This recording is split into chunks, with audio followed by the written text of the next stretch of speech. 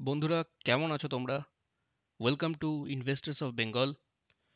আমরা আজকে নতুন একটা টপিকের উপর ডিসকাশন করব।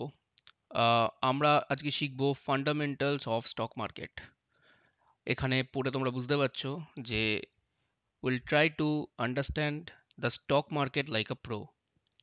খুব সহজভাবে এক্সাম্পল এক্সাম্পল সহ আমরা স্টক মার্কেট ফান্ডামেন্টালসের ব্যাপারে বুঝবো।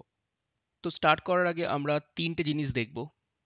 এখানে আমি লিখে দিয়েছি, এই কটা পয়েন্টে আমরা ডিসকাশন করব। তো সবার আগে আমরা দেখব প্রোমোটার, শেয়ার কাকে বলে আর ফেস ভ্যালু কাকে বলে। তো প্রোমোটার কাকে বলে? বেসিক্যালি আমি যদি কোনো কোম্পানি শুরু করি, যে কোম্পানিটা স্টার্ট করছে তাকে প্রোমোটার বলে। সেটা একজন হতে পারে, দুজন হতে পারে, বা আরো আরো অনেক লোক হতে পারে যারা আর কি কোম্পানিটা স্টার্ট করছে। শেয়ার কাকে বলে?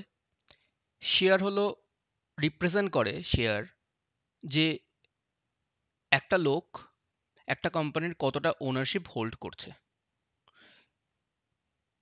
যদি বাই ডেফিনেশন বলি, it is the smallest unit of ownership. It represents the smallest unit of ownership in a company. আর ফেস ভ্যালু কাকে বলে? ফেস ভ্যালু হলো যখন আমার কোম্পানিতে ফার্স্ট আমি যখন একটা এমওএ বলে একটা জিনিস আছে, মেমোরেন্ডাম অফ অ্যাসোসিয়েশন। তো এটা যখন আমি ফার্স্ট ডিফাইন করছি, আর তারপর এমওএটা অ্যাপ্রুভ করা হয় আরওসির থ্রুতে, রেজিস্ট্রার অফ কোম্পানিজ। তো ওইখানে আমার ফেস ভ্যালুটা ডিফাইন করা থাকে। ফেস ভ্যালু মানে হলো, আমার যখন শেয়ারটা আমি ফার্স্ট টাইম শেয়ারগুলোকে আমি ইস্যু করব, তো একদম অরিজিনাল প্রাইস কি থাকবে সেই শেয়ারগুলোর। এটা বেসিক্যালি অ্যাকাউন্টিং আর লিগ্যাল ম্যাটারেই এই ফেস ভ্যালুটা বেসিক্যালি ইউজ করা হয়। আর ইন্ডিয়ান স্টক মার্কেটে এই চারটে ভ্যালু ফেস ভ্যালুতে কনসিডার করা হয়। সেটা হলো ১, ২, ৫ আর ১০। তো আমরা বুঝলাম প্রোমোটার কাকে বলে, শেয়ার কাকে বলে, আর ফেস ভ্যালু কাকে বলে। এবার বুঝবো রেজিস্টার্ড ক্যাপিটাল কি। আর এখানে দেখতে পাচ্ছ লিখে দিয়েছি এমওএ। আমি তোমাদেরকে একটা ছোট্ট একটা এমওএ দেখাই। এটা বেসিক্যালি একটা এমওএ। একটা কোম্পানি যখন শুরু হয় তখন এই ডকুমেন্টটা কোম্পানির বানাতে হয়। এটা গুগলে সার্চ করলে পেয়ে যাবে। এটা এই এমওএটা পাবলিকলি অ্যাভেলেবেল। এই কোম্পানিটা হলো Saawariya infra India private limited. তো এখানে একটা এমওএ বানিয়েছে। তো এমওএতে একটুখানি নিচে গেলে আমি দেখতে পারবো এই জিনিসটা। Authorised share capital of the company is rupees 5 lakh rupees divided into 50,000 equity shares of rupees 10। এটার মানে হলো 50,000টা টোটাল শেয়ার, আমি ম্যাক্সিমাম শেয়ার আমি আর কি ইস্যু করতে পারবো এই কোম্পানিটাতে। আর এক একটা শেয়ারের ফেস ভ্যালু দাম কত? 10 টাকা। তো যদি 10 × 50,000 করো তাহলে দেখতে পারবে 5 lakhs রুপিস বেরোচ্ছে। তো এই 5 lakhs হলো ম্যাক্সিমাম অ্যামাউন্ট অফ, মানে রুপিস, দ্যাট আই নিড, মানে আমার দরকার এই কোম্পানিটা রান করার জন্য। এটা আমাকে এমওএতে লিখতে হয়, ডিফাইন করতে হয়। তো যথারীতি কোম্পানিটা যখন ফার্স্ট শুরু হচ্ছে, সে নিজে ডিফাইন করে দিচ্ছে যে আমার কতগুলো শেয়ার আমি ম্যাক্সিমাম ইস্যু করতে পারবো। 50,000 আমি শেয়ার ম্যাক্সিমাম ইস্যু করতে পারবো। তো সে অবভিয়াসলি 50,000 ইস্যু করে না ফার্স্ট টাইম, সে অনেকটা কম করে। তো আমরা এটা একটা এক্সাম্পলের থ্রুতে বুঝবো ধীরে ধীরে।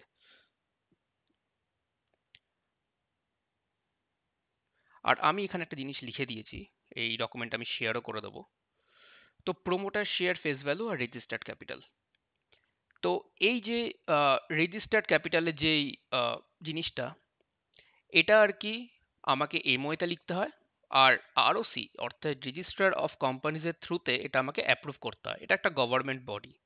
তো সব কোম্পানি যারা শেয়ার মার্কেটে আছে তারা সবাই একটা টাইমে এমওএ অর্থাৎ এই লিগ্যাল ডকুমেন্টটা বানিয়েছিল। আর এই লিগ্যাল ডকুমেন্টটা আরওসির থ্রুতে অ্যাপ্রুভ করিয়েই তারপর তারা তাদের শেয়ার ইস্যু করা শুরু করেছিল। ওকে। আর without ROC's approval the company cannot legally issue shares. তো ইট ইজ আ মাস্ট, মানে এটা লাগবেই আরওসিস অ্যাপ্রুভাল। তো আমরা এবার ধীরে ধীরে একটু এক্সাম্পলের থ্রুতে বোঝার চেষ্টা করব প্রত্যেকটা জিনিস। তো আমি একটা কোম্পানি শুরু করছি। আহ, আমি নাম দিচ্ছি সেটার XYZ সোলার। আমার এই কোম্পানিটা সোলার সেল তৈরি করে আর সোলার প্যানেলও সেট আপ করে।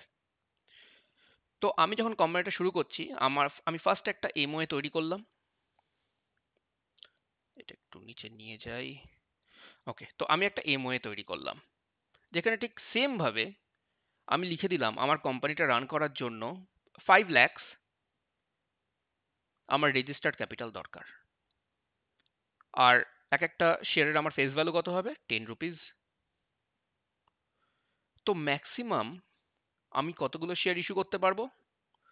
5 lakhs ডিভাইডেড বাই যদি 10 করি, এটা বেরোবে 50,000।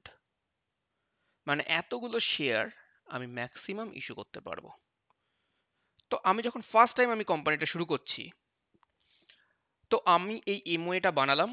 আর আফটার আরও আরওসিস অ্যাপ্রুভাল, আমি আমার কোম্পানিতে আমি যেহেতু একজন প্রমোটার, তো আমি অ্যারাউন্ড 10,000 শেয়ার ইস্যু করলাম। 10,000 শেয়ার অফ রুপিস 10। এইবার আমরা দুটো কেস স্টাডিজ দেখি। তো এক্সাম্পলের থ্রুতে আমরা এটা বোঝার চেষ্টা করি। তো আমি আমার কোম্পানি শুরু করেছিলাম 2020-তে, XYZ সোলার প্রাইভেট লিমিটেড। আর আমি একাই প্রমোটার ছিলাম ইনিশিয়ালি। আর সেখানে রেজিস্টার্ড ক্যাপিটাল ছিল 5 lakhs of face value rupees 10। আর আমি যখন কোম্পানিটা শুরু করেছিলাম তখন আমি ইনিশিয়ালি 1 লাখ টাকা ইনভেস্ট করেছিলাম, যেটার আর কি আমি যদি শেয়ারে কনভার্ট করি, আমার কাছে আমি যখন শেয়ার ইস্যু করলাম তখন আমি নিলাম 10,000 শেয়ার অফ রুপিস 10। মানে যেটা আর কি রিপ্রেজেন্ট করে যে আমি ইনিশিয়ালি 1 লাখ টাকা আমি কোম্পানিতে ইনভেস্ট করেছি। এবার কেস স্টাডিজ গুলো দেখি। ফার্স্ট কেস স্টাডি, 2 বছর পর আমার সেলস ফিগার ইমপ্রুভ করলো আর আমি ভালো প্রফিট করলাম। এবার আমার মনে হলো যে আমি একা এই কোম্পানিটা সামলাতে পারছি না, কারণ কোম্পানিটা একটু বড় হয়ে গেছে। তো আমার আর একটা ডাইরেক্টর লাগবে, আর সে কিছু কোর এরিয়া দেখবে, যেরকম হয়তো টেকনোলজি সাইডটা, অ্যাডভার্টাইজমেন্ট সাইডটা। তো আমি আমার বন্ধুর কাছে গেলাম, বন্ধুকে বললাম যে তুই আমার কোম্পানিতে ইনভেস্ট কর, তার বদলে আমি আমার কোম্পানি 20% তোকে দেবো। আর ওর কাছে হয়তো মনে হলো যে ট্রেডটা প্রফিটেবল, তো ও অ্যাগ্রি করে গেল আর আমাকে অ্যারাউন্ড প্রতি শেয়ারে ও 100 টাকা করে দিল, আর আমি আমার 20% ডাইলিউট করলাম।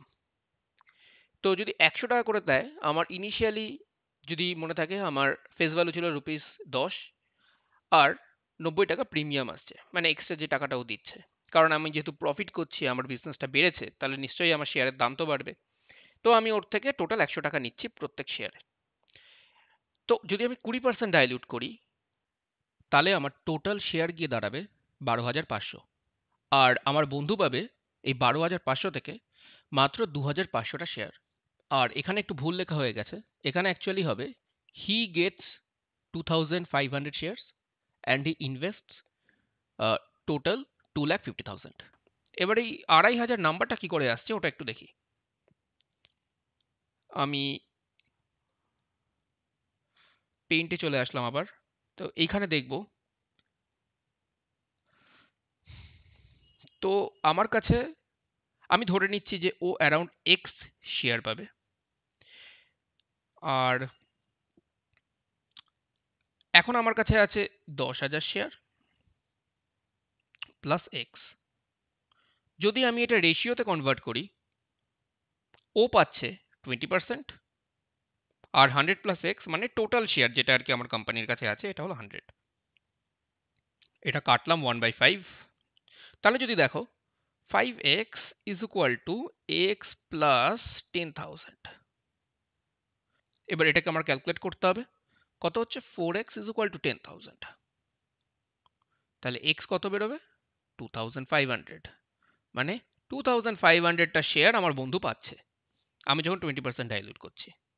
আচ্ছা, ডাইলিউট মানে হলো আমি আমার কোম্পানি 20% কাউকে দিচ্ছি। ওকে, তো এইখানে তো ও টোটাল কত টাকা দিচ্ছে আমাকে? 2.5 লাখ টাকা। এবার 2.5 লাখ টাকা যদি আমি দেখি তাহলে পেইড আপ ক্যাপিটাল কত? Paid up capital actually just face ভ্যালুটাকে ডিনোট করে, যে ও কতগুলো শেয়ার পাচ্ছে ইন্টু ফেস ভ্যালু। তো ও পাচ্ছে 2,500টা শেয়ার ইন্টু 10, মানে পেড আপ ক্যাপিটাল হলো 25,000। আর ইনিশিয়ালি যদি মনে করে থাকো আমি 1 লাখ টাকা দিয়ে একদম 10,000 শেয়ার নিয়েছিলাম। তো আর এক্সট্রা যে টাকাটা দিচ্ছে ওটা অ্যাড হয় সিকিউরিটিস প্রিমিয়াম রিজার্ভে। তো এখানে কত হচ্ছে? 2500 ইন্টু 90, 2,25,000 টাকা। তো 2,25,000 প্লাস 25,000 যদি করো আমার এই নাম্বারটা বেরোচ্ছে 2,50,000। তো এইটা হলো আমাদের এখনকার হোল্ডিং পার্সেন্টেজ। তো আমি অ্যাজ আ সিইও 10,000টা শেয়ার হোল্ড করছি, 80% ওনারশিপ আছে আমার কোম্পানির। আর আমার বন্ধু প্রোমোটার 2, ও 2,500টা শেয়ার হোল্ড করছে 20%। আর টোটাল মিলিয়ে 12,000টা শেয়ার, 12,500টা শেয়ার এখন আছে কোম্পানির। তো আমাদের বিজনেস খুব ভালো চলছে। Now I as a board of director wants to bring an IPO and wants to dilute 50% of the company. এবার কেস স্টাডি 2 দেখি। কেস স্টাডি 1টা বোঝা গেল। কেস স্টাডি 2তে আমি আমার 50% কোম্পানি ডাইলিউট করব। তো আমি অ্যাজ এ সিইও আর আমার ফ্রেন্ড, তো দুজন মিলে আমরা যেহেতু 100% হোল্ড করছি, তো আমরা 50% দিয়ে দেবো। আচ্ছা, এইখানে আমাদের যখন আমি 50% ডাইলিউট করছি, দিয়ে দিচ্ছি আইপিওতে, তখন কিন্তু আমাদের পার্সেন্টেজ দুজনেরই কমবে। এবার দেখি, কারেন্ট শেয়ার আছে 12,500, টোটাল শেয়ার আফটার আইপিও কি হবে? 25,000। 50% যেহেতু ডাইলিউট করছি, এটার ক্যালকুলেশনটা সেম ক্যালকুলেশন আবার আমি করে দেবো। আর total share issued by the IPO, কত এক্সট্রা শেয়ার ইস্যু করছে? 12,500। আর আইপিও প্রাইস পার শেয়ার হলো কত? 500, অর্থাৎ 10 ফেস ভ্যালুতে যাবে আর 490 প্রিমিয়াম। এবার এই 12,500টা আমি কি করে পাচ্ছি? তো ঠিক একই ক্যালকুলেশন রেশিওতে করব। তো আমার কাছে এখন আছে 12,500 আমার কাছে, আর যে ডাইরেক্টর নতুন যে অ্যাড হয়েছে আমার কোম্পানিতে তার কাছে, টোটাল 12,500। এবার ধরে নিচ্ছি আমি ডাইলুট করবো হলো এক্স। ঠিক আছে, এক্স। তাহলে এক্সটা আমার এখানে অ্যাড করে দিচ্ছি, কারণ এটা আমার এখন টোটাল শেয়ার। ওকে, তো এই যে 12,500 প্লাস এক্স, এটা যে টোটালটা হচ্ছে এটা আমি 100 ধরে নিচ্ছি। আর এক্স মানে কত? এক্স মানে হলো যেটা আমি ডাইলিউট করছি, কত? 50%। এই 2 করে দিই, 2। তাহলে 12500 plus x is equal to 2x। তাহলে সিম্পল, এবার এক্স এর ক্যালকুলেশন আমার বেরিয়ে যাচ্ছে। এক্স হচ্ছে কত? 12,500। ওকে, এটা আবার 6 মনে হচ্ছে, 12,500। তাহলে এবার তাহলে মানি রেজড ইন আইপিও কত? এক্স কত হচ্ছে? 12,500 ইন্টু 500। 500 কেন? কারণ আমি আইপিও প্রাইস আছে আমার পার শেয়ার 500। তাহলে আমার 62,000 আসছে, সরি 62 লাখ আসছে, 62,50,000। তাহলে পেড আপ ক্যাপিটাল কত, যেটা ফেস ভ্যালুর পার্ট? 12,500 আইপিও থেকে পাচ্ছি, এই আমি এটা ডাইলিউট করছি, ইন্টু 10।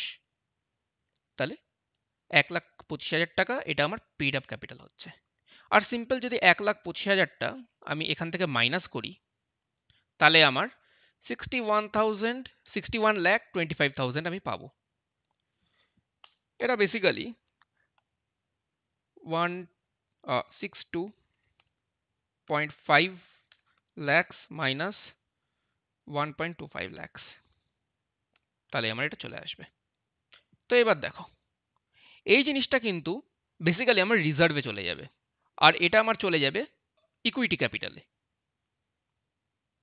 তো এবার আমাদের হোল্ডিংটা দেখি। দেখতে পাচ্ছ আমাদের হোল্ডিং চেঞ্জ হয়েছে।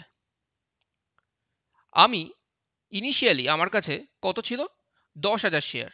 আর আমি যখন ফার্স্ট কেস স্টাডিজটা দেখলাম আমার কাছে কত পড়েছিল? 80%। এখন আমার 30% চলে এসছে, কমে গেছে আমার কাছে।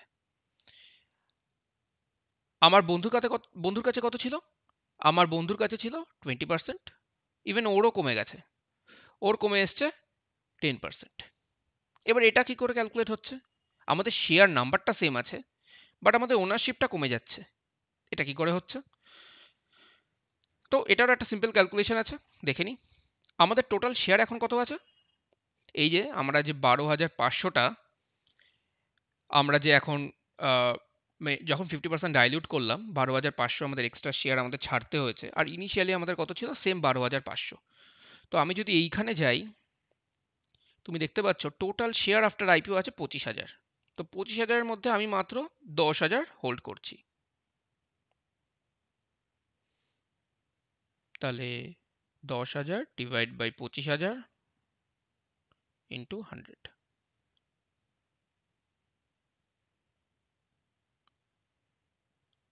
2, 5 5 25, 20।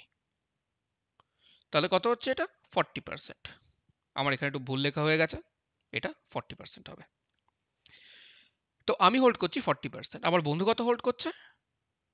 25,000। সিম্পল, এটা যদি আমি এখানে দিই, 2500 ডিভাইডেড বাই 25,000, এটা যদি সিম্পল আমি ক্যালকুলেট করে দিই 1/10 হচ্ছে, তাহলে 1/10 মানে কি? 10%। আর বাকি পাবলিক পাচ্ছে কত? 50%। এবার দেখি, এবার এইখানে ইনিশিয়ালি যখন আমার ফ্রেন্ড জয়েন করেছিল অ্যাজ এ ডাইরেক্টর, ও টোটাল কত পে করেছিল? 2,50,000। আর আমি যখন আইপিও রিলিজ করলাম, আমি পাবলিকের থেকে কত নিচ্ছি? 62,50,000। তো টোটাল আমার কত হচ্ছে? 65 lakhs। এবার কয়েকটা জিনিস দেখি। টোটাল পেড আপ ক্যাপিটাল, আমি যখন ইনিশিয়ালি মনে আছে যখন মানে যখন শেয়ার নিয়েছিলাম, তখন আমি 10,000টা শেয়ার নিয়েছিলাম। 10,000 ইন্টু 10 মানে আমি কোম্পানিতে ইনভেস্ট করেছিলাম একদম স্টার্টিংয়ে 1,00,000 টাকা। তো সেটা এখানে মেনশন করা আছে। আমার বন্ধু যখন 2,500টা শেয়ার নেয়, তাহলে ওর পেড আপ ক্যাপিটাল কত ছিল? 25,000। আমি যখন আইপিও রিলিজ করলাম, সেখান থেকে আমার পেড আপ ক্যাপিটাল কত আসে? 1,25,000। তো টোটাল পেড আপ ক্যাপিটাল বা ইকুইটি ক্যাপিটাল, যেটা আমার ফেস ভ্যালু থেকে আমার বেরোচ্ছে, মানে face value into number of shares, সেটা হলো 2,50,000।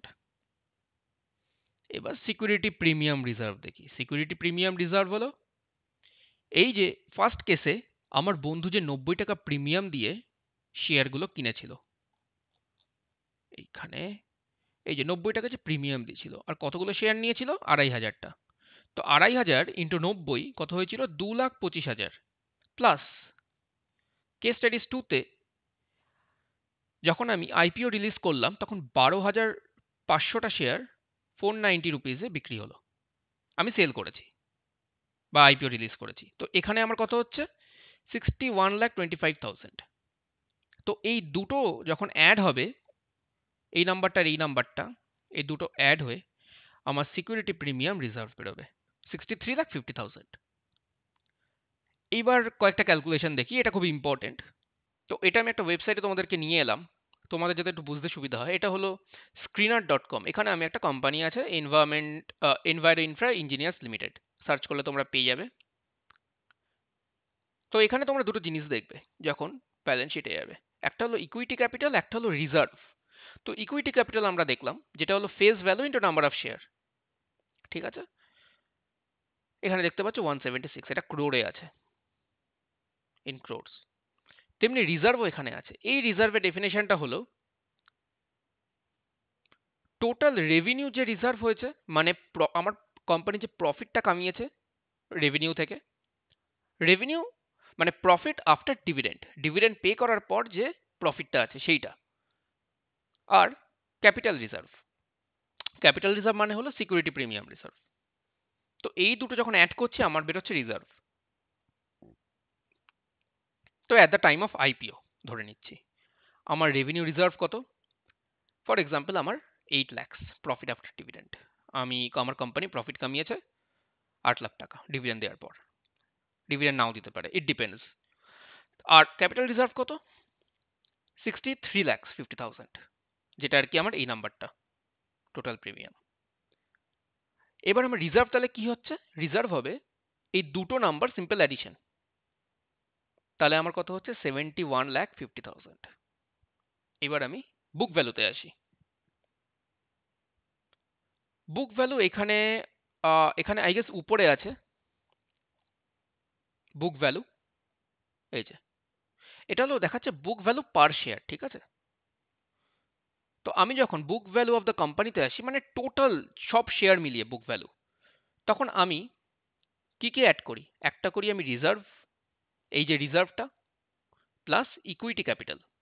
তো দুটো মিলিয়ে আমার হচ্ছে 74 lakhs। তো বুক ভ্যালু পার শেয়ার আমার কত? বুক ভ্যালু পার শেয়ার হলো এই যে book value of the company, এটার সাথে জাস্ট আমি টোটাল নাম্বার অফ শেয়ার আমি ডিভাইড করে দেবো, যেটা দেবে ₹296। তো এটা হলো বুক ভ্যালু পার শেয়ার। আবার আমি ওয়েবসাইটটায় যাই, এখানে ব্যালেন্স শিটে, তো ইকুইটি ক্যাপিটাল প্লাস রিজার্ভ এই দুটো মিলিয়ে হচ্ছে আমাদের book value of like all the shares, book value of the company ধরে নাও। এবার বুক ভ্যালু পার শেয়ার যদি করতে হয়, ঠিক যেরকম আমি ক্যালকুলেশনে বললাম, এই দুটো জিনিস অ্যাড করে divided by total number of shares of Infra Engineers limited.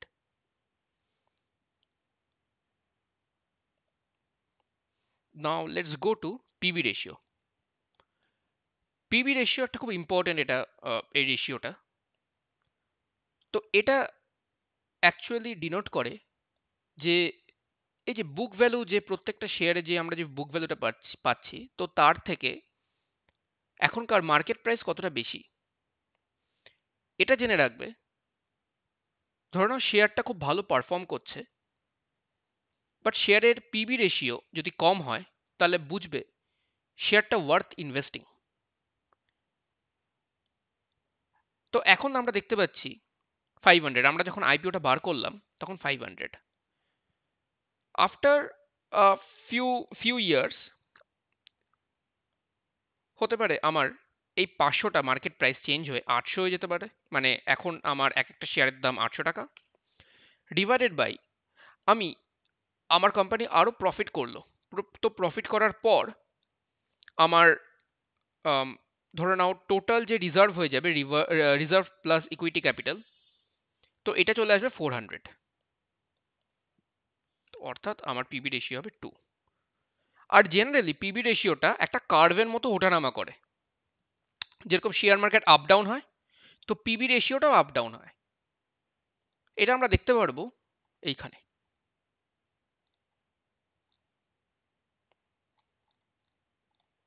এই যে চার্ট, এখানে পিই রেশিও আছে আর PB, price to book value, price to book value দেখতে পাচ্ছ, এই দেখো একটা চার্টের মতো। অ্যাকচুয়ালি শেয়ারটা খুব রিসেন্টলি আর কি আহ, এটার আইপিও এসেছিল, তো সেই কারণে চার্টটা বড় নেই, জাস্ট 1 বছরের। আমরা অন্য একটা শেয়ার দেখি, বেদান্ত।